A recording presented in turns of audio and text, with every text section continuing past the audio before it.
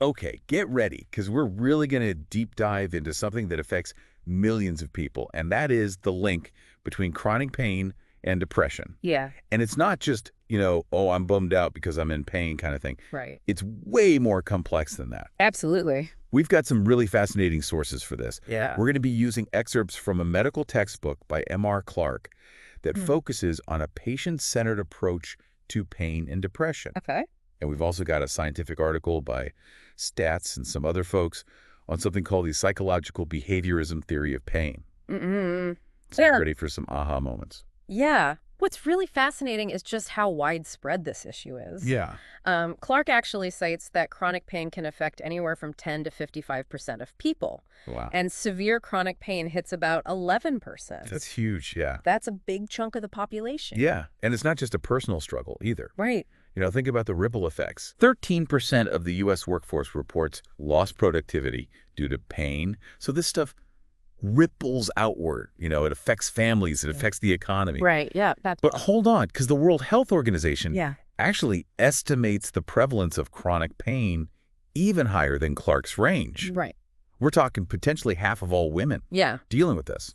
The WHO's weighted mean is definitely significant. Wow.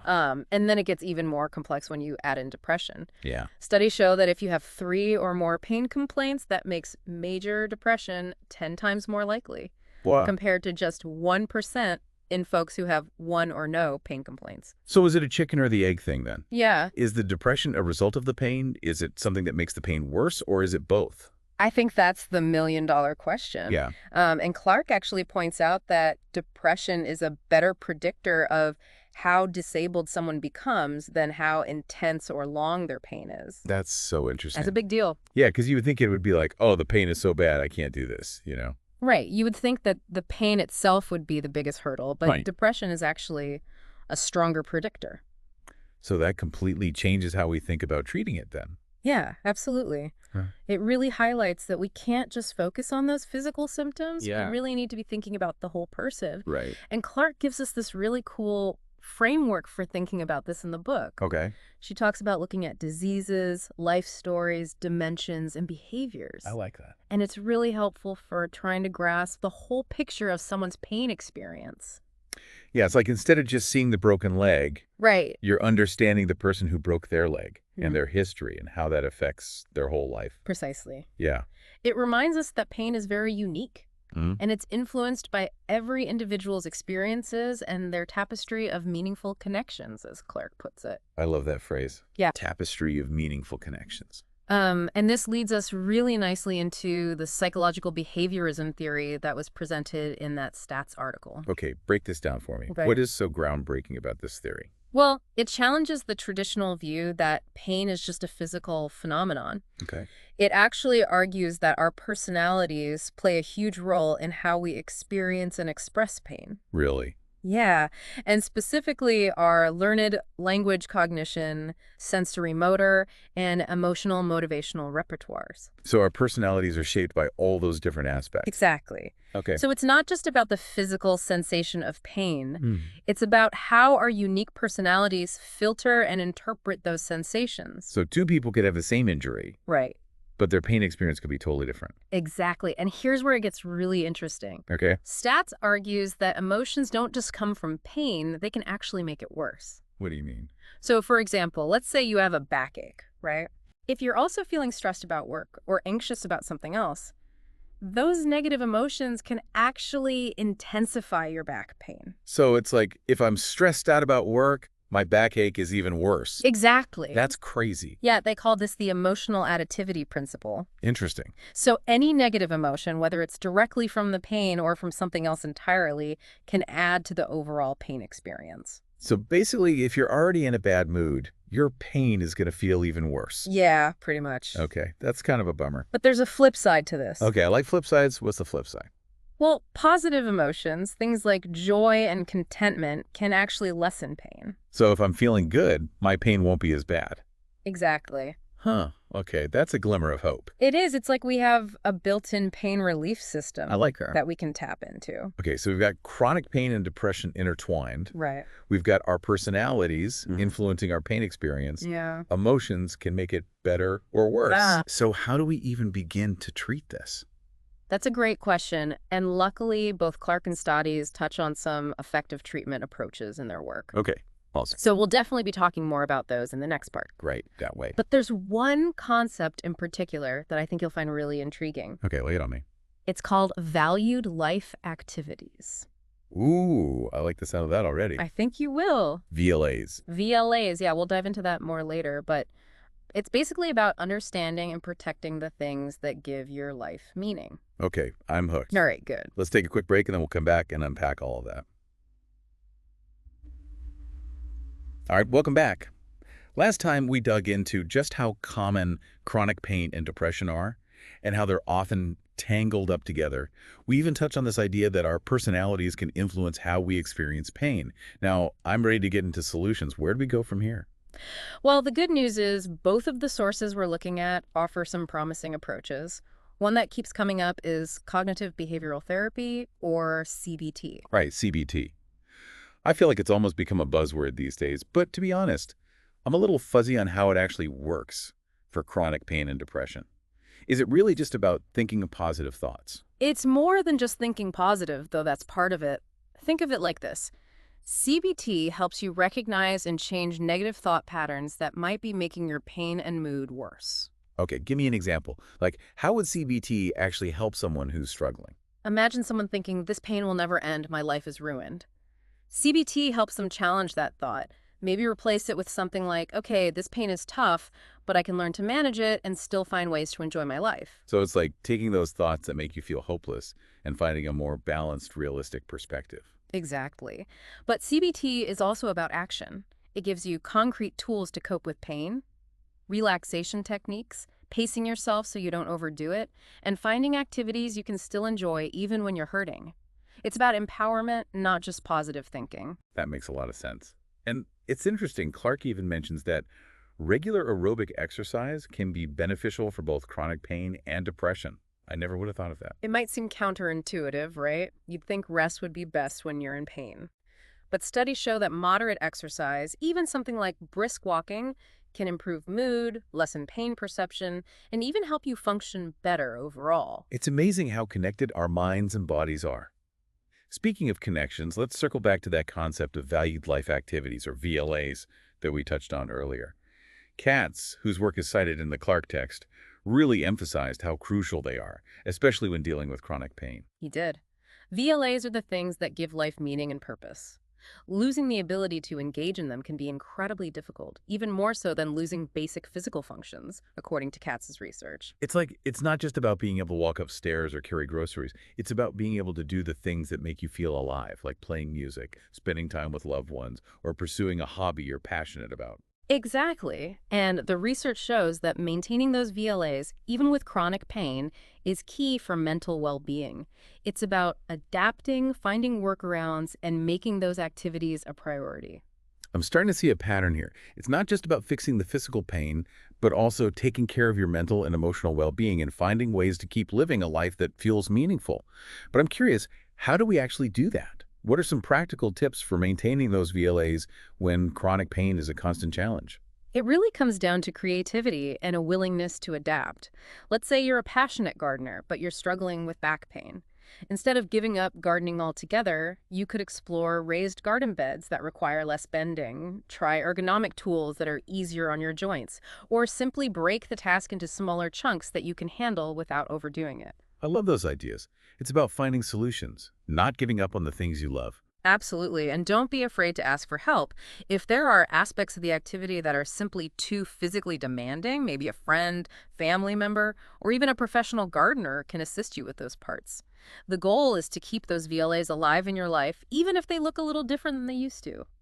That's a great point. And it reminds me of something we discussed earlier.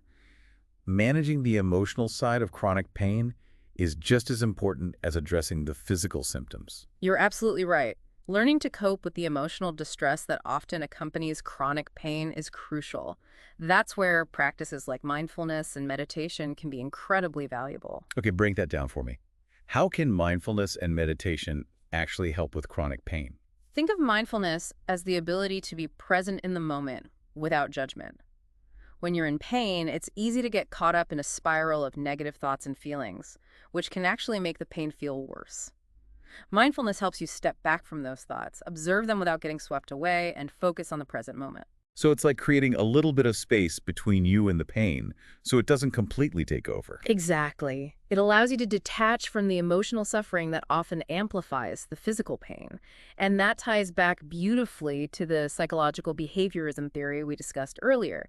Remember, stats emphasize that emotions don't just come from pain, they can also make it worse. Right. He called it the emotional additivity principle, where any negative emotion, even if it's not directly related to the pain, can make the pain feel more intense. It's like adding fuel to the fire. Precisely. And on the flip side, positive emotions like joy and contentment can actually attenuate pain, like turning down the heat. That's why cultivating those positive emotions through things like mindfulness, meditation, and engaging in your VLAs is so important. Well, it's all starting to come together now.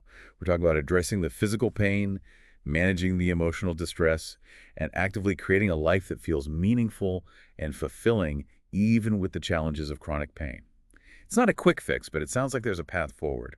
There absolutely is. And it's important to remember that healing is a journey, not a destination. There will be ups and downs, good days and bad days.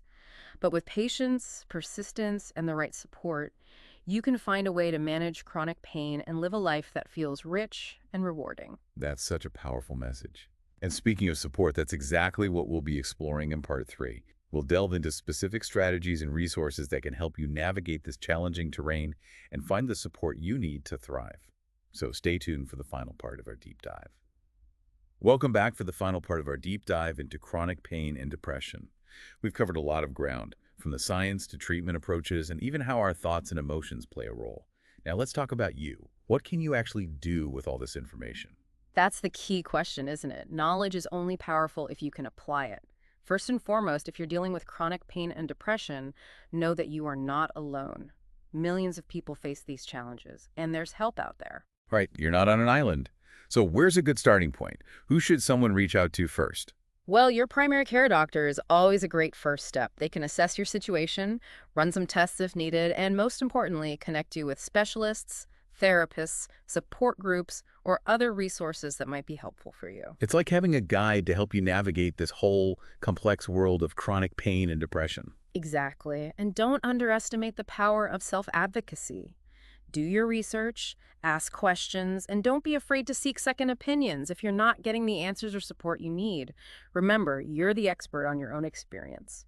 That reminded me of the chapter by Engel and his colleagues that we touched on earlier. It was focused on veterans, but their ideas about patient-centered care really resonated with me. Absolutely. Their emphasis on having a single primary care doctor who coordinates your care, sees you regularly, and really advocates for your needs is valuable for anyone dealing with chronic pain and depression. It creates that sense of continuity and trust, which is so important. They also talked about the importance of interdisciplinary care, meaning having a team of specialists working together to address all aspects of your well-being. Right, because chronic pain and depression often involve physical, emotional, and even social factors. So having a team that can address all those angles can make a huge difference. And open communication and shared decision-making between you and your healthcare providers is absolutely crucial. So it's not just about passively receiving treatment. It's about being an active participant in your healing process. Exactly. You have a voice, and it's important to use it. And beyond traditional medical care, there are also tons of online resources and support groups that can provide information, encouragement, and a sense of community. Like what? Can you give me some examples? Sure. The American Chronic Pain Association is a great resource. They offer educational materials, support groups, and advocate for people with chronic pain. The Depression and Bipolar Support Alliance is another fantastic resource for those struggling with mood disorders. And I bet just connecting with others who truly get it can be a game changer. Absolutely. Support groups, whether in person or online, provide a safe, non-judgmental space to share experiences, learn from each other, and find emotional support. Feeling understood can make a world of difference. It's like that saying, a problem shared is a problem halved. Speaking of sharing, I want to bring up those valued life activities or VLAs again. They seem so important in the research we looked at. They are. Remember, VLAs are the things that bring you joy, meaning, and purpose. As Katz emphasized, protecting them, even when you're facing chronic pain and depression, is vital for your overall well-being. So how do we do that? How do we keep those activities alive when pain and depression are trying to steal them away? It takes effort, but it's so worth it. First, identify those activities that light you up, that make you feel alive and engaged. It could be anything from spending time in nature to creative pursuits to connecting with loved ones. It's unique to each person. So think about what truly matters to you, those things that make life feel worthwhile. Exactly. Then get creative and adaptable. If chronic pain or depression makes it hard to engage in those activities the way you used to, find workarounds. Modify the activity, break it down into smaller steps, or ask for help. It's about focusing on what you can do, not dwelling on what you can't. Right. Don't be afraid to ask for help from friends, family, or professionals. The goal is to keep those VLAs alive in your life, even if they need some adjustments. They're anchors that can ground you during those tough times. It's almost like those VLAs are little sparks of joy that can keep your spirits up, even when things feel dark. I love that analogy. They're little sparks of hope and purpose. And remember, you have the power to create positive change in your life. Even in the face of chronic pain and depression, you are not alone. There is always hope. Thank you for joining us on this deep dive. It's been a fascinating journey, and I hope our listeners feel empowered to take those next steps toward healing and a more fulfilling life. Thanks for listening, everyone.